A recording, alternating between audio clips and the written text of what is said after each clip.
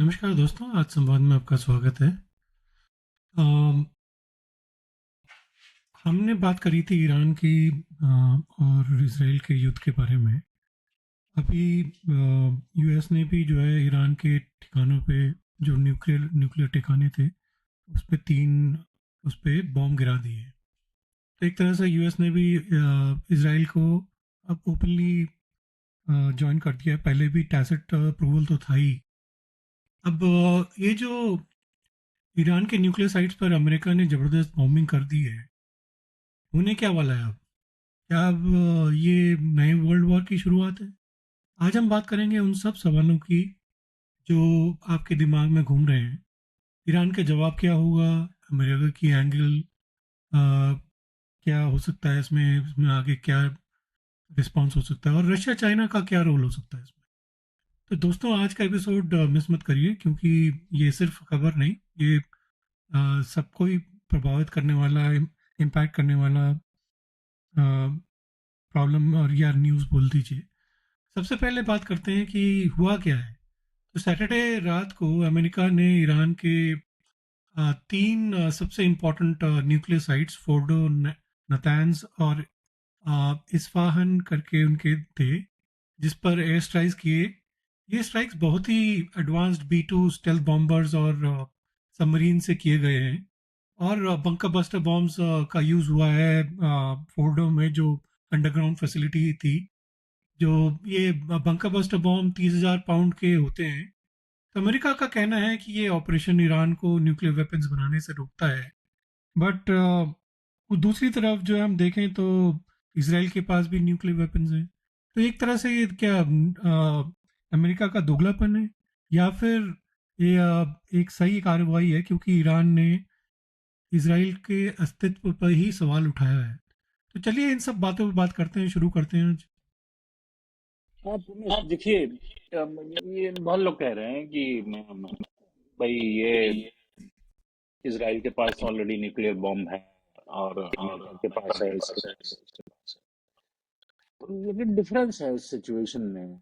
Iran जो है, Iran की सिचुएशन, ईरान की स्ट्रेटजी, ईरान की एफिनिटी किन किन लोगों के साथ है, किन किन ग्रुप्स के साथ है, और उसका न्यूक्लियर कैपेबल होना, वो एक बहुत बड़ा डिफरेंस है। तो वो उसमें अ, वो अलग टॉपिक है, उसमें जाना तो बहुत ही डीप डिस्कशन हो जाएगा। बट सबको पता है कि वो मुस्लिम ऑर्गेनाइजेशन है, हमास है, तो ये है, और हिजबुल्ला लोग हैं, उसका मेन स्पॉन्सर है ईरान, को फंड करता रहता है। और तो एक्चुअली वही लोग चलाते हैं, इस फनेटिक लोग ईरान को ओन कर रहे हैं, अनफॉर्चुनेटली। एनीवे, तो उसको साइड में रखते हैं। तो वो तो कोई क्वेश्चन या डिबेट है ही नहीं। कोई भी समझदार आदमी है, उसको समझ में आता है कि ईरान के पास जो है न्यूक्लियर कैपेबिलिटी नहीं होनी चाहिए, न्यूक्लियर बम की। तो उसको चलिए साइड में रखते हैं, लेकिन पहले देखते हैं कि जो ये हुआ। तो अगर आप देखिए, जब हम लोग लास्ट डिस्कशन कर रहे थे थर्सडे को, तो उसी के बाद मिस्टर ट्रम्प ने अनाउंस किया कि भाई I will take 2 weeks to to to assess and take a call what will be United States action on Iran, क्योंकि इनसे क्वेश्चन किया जा रहा था वॉर में आ रहे हो कि नहीं आ रहे हो। तो फिर वो सडनली नेक्स्ट डे, नहीं फ्राइडे उन्होंने लिया, फ्राइडे यूएस की नाइट में, सैटरडे, हाँ फ्राइडे यूएस की नाइट में उन्होंने शायद, फ्राइडे में थर्सडे नाइट नहीं में हो गया अटैक, मैं भूल गया, थर्सडे नाइट हो गया था शायद अटैक। तो नहीं, मतलब टैसेटली या पूरा सपोर्ट अगर बोले, अगर जैसे कितना सपोर्ट है और कितना वो वेपन्स उसको दे सकते हैं। तो अभी जो है, आज की डे, आज ही आई थिंक ये ईरान के फॉरेन मिनिस्टर जो है रशिया के पुतिन से मिलने गए हैं।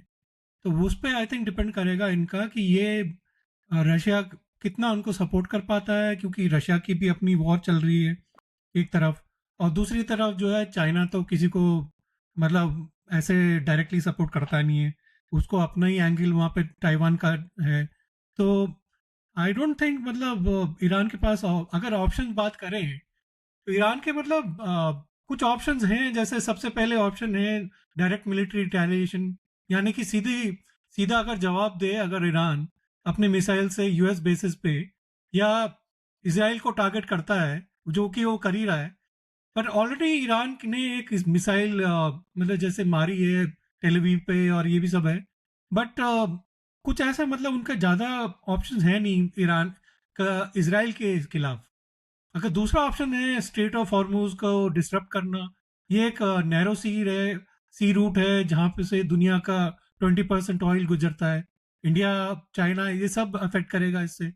अगर ईरान यहाँ कुछ भी करता है तो global oil prices like sky rocket हो जाएंगे, और अमेरिका को भी नुकसान होगा। अब तीसरा ऑप्शन अगर देखें शालिन, तो ये है कि इनके प्रॉक्सीज को यूज कर सकता है, जैसे कि इराक, सीरिया, यमन के हूती रिबल्स इनके, या साइबर अटैक्स, ये भी कर सकता है। ईरान के एलाइज जैसे रीजन में हैं, एक्टिव हैं, और वो इनडायरेक्ट तरीके से भी यूएस या इसराइल के वो नुकसान पहुंचा सकते हैं। और सबसे दूसरा एक और आई थिंक होगा, या तो डिप्लोमेटिक या लीगल एक्शन, जो मुझे नहीं लगता कि ईरान उतना करेगा कि यूनाइटेड नेशंस में कंप्लेंट, क्योंकि यूनाइटेड नेशन एक डिफंक्ट ऑर्गेनाइजेशन है मेरे हिसाब से। तो उनको मतलब ऐसा कुछ करेंगे, आई डोंट थिंक उन पर कुछ मतलब उसको देखिए, ऑप्शन है कि कर भी पाएगा हाँ, उनका।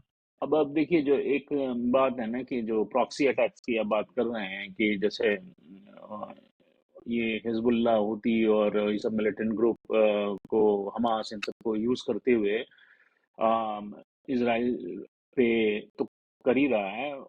यूएस के जो ना अपने बेसिस हैं, कि इराक में है, सीरिया में है, गल्फ में है, इधर उधर है, यूएस के काफी सिटीजन वहां पे रहते हैं, काम करते हैं, उनको अटैक करे। तो अगर ये करेगा तो देखो, जब यूएस ने इनके न्यूक्लियर साइट पर अटैक किया था, तो यूएस के प्रेसिडेंट ने बहुत क्लियरली मेंशन किया था कि if you are going to attack on US, then you think through. पूरा आई लिटरली थिंक उसने बोला था, मुझे वो लगता है डिवास्टेट हुआ डायरेक्ट है। अटैक तो नहीं करेगा ईरान, उतना तो हिम्मत नहीं है ईरान की कि डायरेक्ट अटैक करेगा। मोस्टली हुती ये हाँ, तो जो उस इनके पे भी मैं टेररिस्ट बता रहा हूँ, ऑर्गेनाइजेशन इन्हीं से करवाएगा वो। अगर टेरर ऑर्गेनाइजेशन को भी यूज करते हुए टच करेगा, यूएस उनको बीट करेगा। ये मुझे डाउट लगता है, क्योंकि the way this current government is, वो पॉलिश्ड वे में बिहेव नहीं करती है और रिस्पॉन्स नहीं करती है। तो वो सब अलग कहानी है, जब होगा तब उस पर डिस्कस करेंगे। लेकिन मेरे को बहुत स्ट्रांग मेरा हंच है कि वो ईरान पे भी मारेगा। और आप देखें कि जैसे न्यूक्लियर साइट पे अटैक हुआ, तो इसराइल पे उनका अटैक हो रहा है तो एक चीज अब है कि ग्राउंड रियलिटी ये भी है कि ईरान के पास ऑप्शंस लिमिटेड ही है। मतलब अगर ईरान जैसे के पास ईरान कुछ नहीं डायरेक्ट करेगा। मिलिट्री मतलब एक्शन करता है, तो यूएस का जवाब और भी ज्यादा स्ट्रांग हो सकता है। यूएस की मिलिट्री बेसेस जैसे गल्फ कंट्रीज में है, कतार में है, यूएई में है, बहरीन, इराक, इन सब जगह पे है, ये भी हाई अलर्ट पे है। बट वहां पे उनका मतलब वो एक तरह से उतना जैसे डिफेंस नहीं है। बट अगर उनको कुछ भी नुकसान होता है ना, तो यूएस फिर उनको छोड़ेगा नहीं। मतलब तो यूएस के जो तुम देखो अगर, तो एयरफोर्स तो यूएस की बेस्ट है ना। और ईरान की जो है एयरफोर्स इज मतलब one of the worst I would say, because उनके पास जो है पुराने पुराने एयरप्लेन है वो जो निकाल भी नहीं रहे हैं। और दूसरी बात ये है कि शालिन, अगर ये ग्राउंड युद्ध होता ना, तब भी उनके पास कुछ थोड़ा सा कहने को होता, क्योंकि उनके पास 6 लाख करीब फौज है उनके पास। तो इनको देखिए, ना बहुत फायदा होता है हिसाब से। बट एयर में रमेश, ये बीट नहीं कर पाएंगे उसको। एक एक ग्राउंड रियलिटी ये भी है कि आज की डेट में, अभी अब हमारी फ्राइडे नाइट को अटैक हुआ, राइट? आज की डेट में ग्लोबल किसी भी कंट्री के पास ये आंसर नहीं है कि एग्जैक्टली अटैक कैसे कंडक्ट किया गया। इतना सीक्रेटिव ऑपरेशन था। ये होती है एक सेंस। मैं इस अटैक को प्रेज नहीं कर रहा, मतलब थिंक अबाउट अनदर एंगल, कि आपके पास टेक्निकल कैपेबिलिटी इतनी है, आपके पास आपके आर्म्स इतने एडवांस हैं, आपके पास ऑपरेट एग्जीक्यूशन की इतनी शानदार कैपेबिलिटी है, कि आज भी बस इतना मालूम है कि सब मैरिन एंड एक एयर से गया, कहाँ से आया, वो इतनी लॉन्ग डिस्टेंस थी, वो नहीं, वो तो कहीं यूएस की बेस, यूएस से उड़ के गए ना वो लोग। किस वो जगह से बी टू गए। बॉम्बर यूएस के, आई थिंक मिजोरी या कहाँ से मिजोरी से उड़ के गए, मिजोरी से उड़ के गए, बट मिजोरी से डायरेक्ट ईरान तक नहीं पहुंच सकते, बीच में नहीं नहीं रिफ्यूल नहीं, करना वो पड़ता है। गए भाई, वो जो है वहां पर रिफ्यूलिंग, मिड ईयर रिफ्यूलिंग हुई उनकी। हाँ, तो फिर किस वहां से कंट्री से हुई? बी टू बॉम्बर की जो है लॉन्ग रेंज, बहुत लॉन्ग रेंज है वो, एक्चुअली नहीं, बहुत ज्यादा बी चल टू सकता है। बॉम्बर की लॉन्ग रेंज है, दैट्स और नॉट क्वेश्चन। ये क्वेश्चन उसको ये है कि रिफ्यूलिंग हुई है। किस कंट्री उसको से।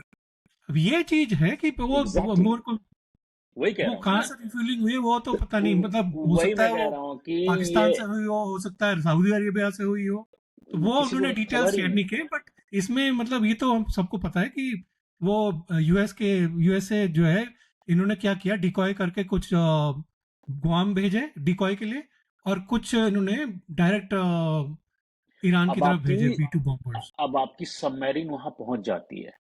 और सबमरीन ने टोमाहक, सबमरीन नहीं, वो जो शिप है उनकी वहां पे, हाँ, उसके थ्रू उन्होंने टोमाहक मिसाइल से, बाकी तो मतलब देखो फोर्डो में तो उन्होंने बी टू बॉम्बर से फेंका है, बाकी दो जगह पे उन्होंने बेसिकली टोमाहक मिसाइल्स यूज की हैं, क्योंकि वो ओवर द ग्राउंड थी ना। जब अंडरग्राउंड के लिए तो सबमरीन वो वहां पे कम पहुंची तो कम सी थी। आपकी कंट्री का डिफेंस सिस्टम कैसा है रहा कि आपको पता ही नहीं चला। वो तो भैया देखो हाँ, तुम, इसराइल के जो जेट्स हैं वो मिड एयर रिफ्यूलिंग कर रहे हैं ईरान की स्पेस में, इससे ज्यादा तुम्हारे को क्या चाहिए? वही तो है कि इनका कुछ है ही नहीं है डिफेंस सिस्टम इनका कुछ नहीं। में, इसराइल ने हाँ, सारा खत्म कर दिया है। इसका ये मल्टीपल आंसर है यहाँ पे। Why I am highlighting this conversation कि अभी आपने बोला कि चाइना एंड रशिया क्या करेगा। चाइना और रशिया को अगर हेल्प करनी है, हेल्प करने की सिचुएशन में है, तो हर चीज सिचुएशनल होती है ना, कोई किसी का चाचा ताऊ तो होता नहीं है। तो अगर हेल्प करनी है, हेल्प करने के सिचुएशन में है, तो आप देखो कि पाकिस्तान भी तो कंडेम कर रहा है। रशिया जो है सपोर्ट तो नहीं कर रहा ना ईरान और इराक को, ये इसराइल को, ईरान और इसराइल को। इसने तो डोनाल्ड ट्रंप को, मुनीर ने तो डोनाल्ड ट्रंप को हाथ मिला के बोल दिया कि हाँ मेरी बेसिस ले लो। और ऊपर से उसके वहां पे जबरदस्ती जो है उसके पॉलिटिशियंस वगैरह कंडेम कर रहे हैं, मतलब दोगले दुगला नेशन है। पाकिस्तान की तो बात ही क्या करनी, छोड़ो। नहीं, वो मतलब तो मैं पूरा बता एक रहा हूँ पूरा कि जो कंडेम अलग करने ही से है। कुछ नहीं होता है, तो वो एक उसका स्ट्रांग पॉइंट है। देखिए वो क्या करते हैं, अगर लेकिन चक्कर क्या है कि ये अगर देखो, वो भी करें, अगर वो भी करेंगे मतलब ना तो बेसिकली मेरा क्या है सोचना ना, हम्म, ईरान ना कुछ तो करेगा अपनी डिग्निटी बचाने के लिए, कुछ ना कुछ तो रिटेलिएशन तो करेगा, लेकिन फुल स्केल वॉर अवॉइड करेगा, क्योंकि फिर जो है ना उसको फिर ऑप्शन नहीं बचेगा। शायद प्रॉक्सीज का यूज करे या साइबर अटैक करे, या स्टेट ऑफ वॉर्स की बात करी हमने जैसे, वो हो सकता है। बट अगर जैसे रशिया और चाइना ने सिर्फ डिप्लोमेटिक या सिंबॉलिक सपोर्ट दिया ना, तो ईरान की पोजीशन वीक हो जाएगी, बहुत ही वीक हो जाएगी। लेकिन अगर ये दोनों ओपनली वेपन सप्लाई करते हैं, तो रीजन में कॉन्फ्लिक्ट एस्केलेट हो सकता है, और यूएस बेसिस भी टारगेट हो सकती है। ईरान का कोई भरोसा नहीं है। देखो देखो, ये बेसिकली जो रिजीम है वहां पे, अयतुल्ला खमेनी की, उसको पता है कि मेरे को, मेरा वैसे भी 86 साल का हूँ, मेरे को कैंसर है, मैं तो वैसे ही मर रहा हूँ। अगर उसको ये लगा कि भाई उनको, मतलब उनको बेसिकली अगर ऐसा लगा कि मैं तो मर ही रहा हूँ, तो इनको साथ में मार के मरूं, तो वो कुछ भी कर सकते हैं फिर वहां पे। तो इसलिए मतलब ये जो है, ये ना, इन ऐसी रजीम्स का ना तुम कह नहीं सकते कि कोई सेम डिसीजन लेंगे ये लोग। तो इसलिए कहना बड़ा मुश्किल है कि ये लोग मतलब करेंगे क्या, बट मुझे लगता है कि थोड़ा मुश्किल तो जरूर है, पर ईरान के साथ कोई खड़ा हुआ नहीं है इस समय। देखिए हम पहले अभी इसी में अभी डिस्कस किए कि मैक्सिमम वो छोटा मोटा वो करेंगे, वो आपके टेरर ऑर्गेनाइजेशन को यूज करते हुए, लेकिन किसी भी यूएस एसेट को अगर उन्होंने टच किया हाँ तो फिर ये तो तो तय है, वो डिवास्टेट हो जाएंगे, उसमें कहने का कुछ नहीं। वो देखो, क्योंकि यूएस को इजराइल कोई फर्क पे नहीं वो कर पड़ता। सकते हैं। तो अब लेकिन मुझे जो लगता है सबसे स्ट्रांग पॉइंट जो है ईरान खेल सकता है वो स्ट्रेट ऑफ हॉर्मज है। लेकिन स्ट्रेट हाँ ऑफ वही हॉर्मज है। में अगर आप देखो तो उसकी ना वैल्यू बहुत है। आपका वर्ल्ड का 20% ऑयल वहां से पास होता है, 30% एलएनजी पास होती है। लेकिन क्या है, वो सबसे ज्यादा किसको इम्पैक्ट करेगा? यूएस को नहीं होने वाला। सबसे ज्यादा ये आपकी मिडिल ईस्ट की कंट्री, सऊदी अरेबिया को करने वाला है, यूएई को करने वाला है, कुवैत को करने वाला है, इंडिया इराक को चाइना को करेगा करेगा, सबसे कतार ज्यादा। को करेगा, फिर आता है China, India. Middle east, India, हाँ, चाइना, ये सब होंगे ना हाँ। अफेक्टेड। तो बट एक चीज मैं इसमें यहाँ पे हाईलाइट करना चाहूंगा कि जो इंडिया का ऑपरेशन था ना सिंदूर, यहाँ हम्म, पे जैसे नरेंद्र सरेंडर ये सब बात कर रहे हैं कांग्रेस वाले, यहाँ पे तुम देखो कि इंडिया ने कितने स्ट्रैटेजिकली मतलब क्या है सब, और फिर राइट टाइम पे पीछे भी हट गए। भाई तुम ये जो एवर वाली वॉर होती है, नो एंडिंग वॉर्स, उसमें थोड़ी पढ़ना चाहते हो यार तुम। अब जैसे इसराइल और ईरान की चालू हो चुकी है, तुम चाहे कुछ भी कह लो, आई डोंट थिंक ये अभी खत्म होने वाली है। तो इसीलिए मैं कह रहा हूँ कि इतना इंडिया ने स्मार्टली प्ले किया है कि हमारे ऑब्जेक्टिव्स खत्म हो गए, तो पीछे हट जाओ। अभी कुछ लोग कह रहे हैं कि तुम पाक पोक ले लो या पाकिस्तान ऑक्यूपेड कश्मीर ले लो, ये सब। अरे इंडिया का वो ऑब्जेक्टिव ही नहीं था। अगर जब इंडिया का ऑब्जेक्टिव होगा पोक लेने का, तो दूसरी टाइप से इंडिया उसको करेगा। इस समय ऑब्जेक्टिव था सिर्फ उसको खत्म करने का, और इंडिया ने अचीव किया, और कितना स्मार्टली पीछे हट गए। तो ये आई थिंक इंडिया का बहुत मतलब उस तरह से स्ट्रैटेजिक मैं कहूंगा। जहां तुम देखो अभी इसराइल और ईरान फंसे पड़े हैं, उधर रशिया यूक्रेन फंसे पड़े हैं, मतलब सभी अपने लगे पड़े हैं ना अपनी वॉर्स में। तो ये सब जो है वो तो इसलिए आई थिंक हाँ, अच्छा रहा है। वो तो देखिए इंडिया में अपोजिशन पार्टी है, वो चिल्लाती रहती है, उसका क्या वैल्यू है, कुछ नहीं, मतलब यहाँ नॉइज होती रहती है, तो वो तो अलग बात है। तो हाँ अब ये तो खैर। यहाँ, हाँ, यहाँ पे देखिए बात क्या है कि ऑब्जेक्टिव था न्यूक्लियर कैपेबिलिटी बिल्ड करने को, स्टॉप करने का, तो वो यूएस ने तो अचीव कर दिया भाई। हाँ, नहीं बट उसमें भी पता नहीं, मतलब ईरान बोल रहा है कि हमारी न्यूक्लियर फैसिलिटीज को कोई प्रॉब्लम नहीं हुई। बट मेरे को सबसे बड़ा ये पता है खतरा क्या लगता है, ईरान का जो, अगर ये जो एक्सेस है ना रोग नेशंस के साथ, तो ये अगर नॉर्थ, जैसे चाइना अगर नॉर्थ कोरिया का बोलता है कि तो अपने न्यूक्लियर बॉम्ब्स वगैरह जो भी उनके हैं वो अगर ईरान को दे दे, और उसने अगर इसराइल पे चला दिया या किसी पे चला दिया, तो दैट वुड बी डिवास्टेटिंग। क्योंकि देखो, ये तो नॉर्थ कोरिया तो वैसे ही खत्म नेशन है, उसको तो कोई फर्क नहीं पड़ता। ईरान के पास पैसे की कमी है नहीं। तो वो अगर उसको पैसे देता है, और चाइना और रशिया जो है, ये जो एक्सेस है इनका, उसको अगर सपोर्ट करते हैं, तो that would be the main worry for me, कि भाई वो करे, क्योंकि ये कभी नहीं ईरान, होने वाला प्रमेश, पता नहीं है, तुम कह नहीं सकते, क्योंकि नॉर्थ ये कोरिया कभी ना नहीं बड़ा होने रोग वाला। है, उनके साथ नहीं, मिल सकते नॉर्थ हैं ये लोग। नॉर्थ कोरिया है रोग नेशन, लेकिन देखिए क्या होता है कि आप अरे एक अपने बात को भी तो बताओ, देखते हो। नॉर्थ कोरिया के सोल्जर्स जो है, जब रशिया के लिए लड़ सकते हैं यूक्रेन के खिलाफ, तो तुम बताओ कि फिर ईरान के लिए क्यों नहीं कर सकते ये लोग। नहीं, वो रक्षा के लिए लड़ ले रहे हैं, लेकिन देखिए नॉर्मल फाइट में जैसे नॉर्थ कोरिया क्या कर सकता है, मैक्सिमम मैं बता दूं कि मिसाइल दे देगा, ये दे देगा, वो दे देगा। लेकिन क्या है कि मिसाइल तो आपको रक्षा भी दे सकता है उनको, ईरान को। लेकिन नहीं पर अगर क्या, देखो, फुल फ्लेज्ड अगर बॉम्ब नहीं भी दिया, तो डर्टी बॉम्ब तो दे सकते हैं ना, जो तबाही मचा सकते हैं लिमिटेड। वो अरे तो चलो तो उसमें क्या, तुम्हें किम जोंग उन तो मुझे लगता है बड़ा एनालिसिस करके बैठा हुआ वहां पे। अगर वो इतना ही पागल भाई होता, साहब वो जो इस है ना तरह से किसी की करना नहीं होता, सुनते तो ये लोग, ये जो वो डिक्टेटर्स होते हैं ना, ये किसी की वो नहीं सुनते। ये अपनी, इनको जो इनका लगता है कि मेरा ठीक है वही करते हैं ये लोग। कब जब उनके खिलाफ अगर किसी ने बोला ना नहीं नहीं करना हो, डायरेक्ट गोली मारेगा वो। तो कोई नहीं उसके खिलाफ नहीं बोलने वाला। नहीं नहीं, वो अपनी कंट्री में ऐसा कर पाते हैं, लेकिन क्या है, वो बाहर कर पाएंगे, नहीं कर पाते ना, तो तो वो बाहर बाहर नहीं करेगा वो, पर उसको बॉम्ब तो दे सकता है ना। भाई तुम बॉम्ब देगा ये तो जो स्टोर है, अटैक हो जाएगा। तो किसी को क्या पता कि उसने दिया। भाई अभी भी नहीं, जो है, ईरान थोड़ी बोलने वाला मुझे नॉर्थ कोरिया ने दिया है। उसके पास जो है सिक्सटी यार, परसेंट तो उसने कर दिया था ना। हाँ, वो कहेगा तो मैंने बना लिया। उसके लिए क्या होता है, देखिए कोई एक पेन ड्राइव तो है नहीं, बॉम्ब बॉम्ब बड़ी चीज होती है। ग्लो आजकल हर चीज सैटेलाइट से ट्रैक हो जाती है रमेश, राइट? इतनी सब चीजें नहीं अरे होती हैं, पता नहीं लॉजिकल यार, होता जो है। भी है मतलब देखो ट्रैक, तो जो भी, इनको कोई फर्क नहीं पड़ता, इनको ट्रैक कर भी लोगे, नॉर्थ कोरिया क्या है, वो तो वैसे ही खत्म नेशन है, उसको क्या पड़ने वाला है। नहीं, ऐसा नहीं होता, I I don't think so. Normal war में सपोर्ट करना, थोड़ा बहुत इधर देखो उधर मैं आर्सेनल नॉर्मल देना। लोगों के लिए, तुम जो है ना नॉर्मल नेशंस के लिए तुम ये बात कह सकते हो। जहां तुम बात करते हो ना रोग नेशंस की, चाइना, रशिया और ये नॉर्थ कोरिया, मैं तो इनको रोग नेशंस मानता हूँ। नहीं, और वो यहाँ पे है, ये सब लोग कुछ सही भी है। कर सकते हैं अगर साथ में। अभी आप देखिए, मैं बताता हूँ होने वाला क्या वाला है। कुछ नहीं, अभी सबसे पहले अब ये काम करेंगे। अभी इनका एक एक ऑब्जेक्टिव तो अचीव हो गया, इनको न्यूक्लियर साइट इनको डिस्ट्रॉय करनी थी, कर दिया। अब इनका सेकंड ऑब्जेक्टिव है, जो कि ये बोल नहीं रहे हैं अभी, देखिए आयतुल्लाज की जो रिजीम है, इसमें ये टॉपल कर रेजिम देंगे। चेंज के पीछे पड़ गए हैं लोग, बट हाँ, रेजिम चेंज भी तो वो आसान नहीं है। वो कर देंगे, देख लेना देखो तुम। बिना अभी मे बी अभी लैंड, कर पाए। मैं तुम्हें एक बात बताऊं, बिना लैंड हम्म। इन्वेजन के रेजिम चेंज इज इम्पॉसिबल। अभी वो क्या देखिए लैंड मुझे दिख रहा है, इन्वेजन यूएस वाला नहीं करने वाला। May be immediately 1 month 6 month में ना हो, जैसे सीरिया में किया इन्होंने, इधर उधर किया ना, उसी तरीके सीरिया से पे किया ये सब ठीक है यार, देखो पीछे ईरान पड़ का के कर थोड़ा देंगे। डिफरेंट है। ईरान, आयतुल्ला खमेनी जो है is not Saddam Hussein. He is the religious head of so many Shiite people. Leader hmm. तो है ही वो ईरान के, but he is also the religious head. तो उनको मारना ना इतना आसान नहीं है किसी भी के लिए भी।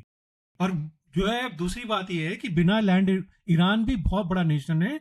और इसलिए जो है, जब तक देखो इस समय क्या है कि ये जो अटैक्स वगैरह हुए ना, सारी ईरान की जनता जो है सब नेशनलिस्ट हो जाते हैं। तो वो रोड पे तुम्हें दिखा कोई, वो कहते हैं एंटी खमेनी गवर्नमेंट के लिए? कोई भी नहीं है, सब प्रोटेस्ट कर रहे हैं यूएसए के लिए। तो हाँ बिना वो सब तो पब्लिक इस समय सपोर्ट नेशन के के लिए करेंगे, वो तो है। इम्पॉसिबल है। हम्म। लेकिन मेरे को लगता है कि जब तक ये अयातुल्ला की रिजीम को ये लोग डिस्ट्रॉय नहीं करेंगे, तब तक ये रुकने वाले नहीं है। मेरे को लगता है इनका मेन अब इनका वो नया तो है, टारगेट हो बट गया है मुझे नहीं लगता ये कर नया पाएंगे, ऑब्जेक्टिव। क्योंकि ये सीरिया नहीं है। और तुम ये देखो, अगर उन्होंने कर भी दिया तो यार तुमने क्या करा?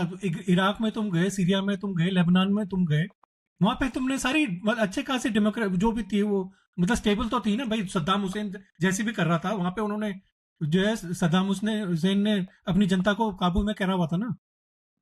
गद्दाफी ने अपने यहाँ पे करा हुआ था ना, अपने लिबिया में। तो ये जो हम्म। लेबनान में, तो ये सब जो है ना यार, तुम देखो बिना, ये लोग ना डिक्टेटरशिप ही प्रेफर करते हैं यहाँ पे। तुम किसी भी मुस्लिम नेशन में देख लो, तो डेमोक्रेसी हो ही नहीं सकती है। तुम टर्की में बोलोगे कि टर्की में है, टर्की में तुम डेमोक्रेसी बोलोगे? अर्दोगन जो है is like a dictator only. Exactly exactly, लेकिन क्या होता है कि जो अगर आप यूएस की हिस्ट्री देखो, अब जैसे सीरिया की बात करते हैं, सीरिया में इन्होंने टॉपल कर दिया, लेकिन सीरिया का हुआ क्या, सीरिया और बर्बाद हो गया, वही तो कह सीरिया रहा हूँ में मैं, और फनेटिक हो इनको मजा गए। आता है कि लेकिन वहां पे जो है कर देंगे, बट उसके हाँ बाद क्या? लेकिन क्या है, अगर आप देखिए कि यूएस का इंटरेस्ट किस चीज में है, वो सब चीजें मैटर करती हैं। तो अभी क्या है कि ईरान से इनका कन्फ्लिक्ट इतने सालों से होते होते आ रहा है, तो ये अभी क्या है कि खुमैनी है, अभी खुमैनी चले जाएंगे, बीमार हैं, रिटायर होने वाले हैं, जो भी कह लीजिए, दूसरे आ जाएंगे, वो भी वही सोच होती है।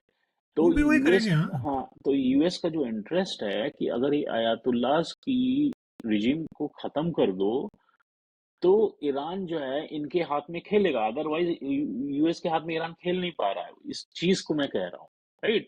अब नहीं नहीं, उस बात सही काम कह को रहे हो तुम, कर, बट उस काम को ये होने में करना है कितना ना। टाइम लगेगा, और कितना टाइम लगेगा और कितनी और वॉर होगी, वो भाई आगे वाले टाइम बताएगा, मैं वो मुझे कह नहीं रहा हूँ लगता कि ये पॉसिबल है। मेरा तो ये मानना है कि जब तक तुम लैंड इन्वेजन नहीं करोगे तब तक तुम तो रिजीम को टॉपल कर ही नहीं सकते। और यूएस इस समय स्टेट में नहीं है कि वो लैंड इन्वेजन करे। ना तो उसकी जनता यहाँ की मानती है, ना आई थिंक ट्रम्प इतना बेवकूफ होंगे कि भाई वहां जाएं। तो I think that is what I am saying कि लैंड इन्वेजन तो बहुत मुश्किल है, और बिना उसके जो है रिजीम टॉपल करना बहुत मुश्किल है। और इनका आई थिंक लिमिटेड युद्ध रहेगा इसराइल के साथ। अब कितना चलता है, क्या चलता है, वो तो वक्त ही बताएगा। बट आई थिंक यूएस का तो लिमिटेड स्कोप ही दिख रहा हूँ मैं। और देखिए ईरान जब के भी भी ऑप्शन किसी बहुत कम है। कंट्री को वो खत्म करना होता है ना, तो सबसे जो बेस्ट तरीका होता है, जो यूएस बहुत करता है, मैं यूएस की स्ट्रेटजी बता रहा हूँ, कि वो क्या करता है, ऐसे हालात बनाता है जिसमें आपके ना सिवियर इकोनॉमिकली आप कोलैप्स हो जाते हो। आई थिंक तो सेम ईरान थिंग में यूएस तुमने इज सैंक्शन डूइंग। लगा रखे हैं, उससे ज्यादा क्या करोगे तुम?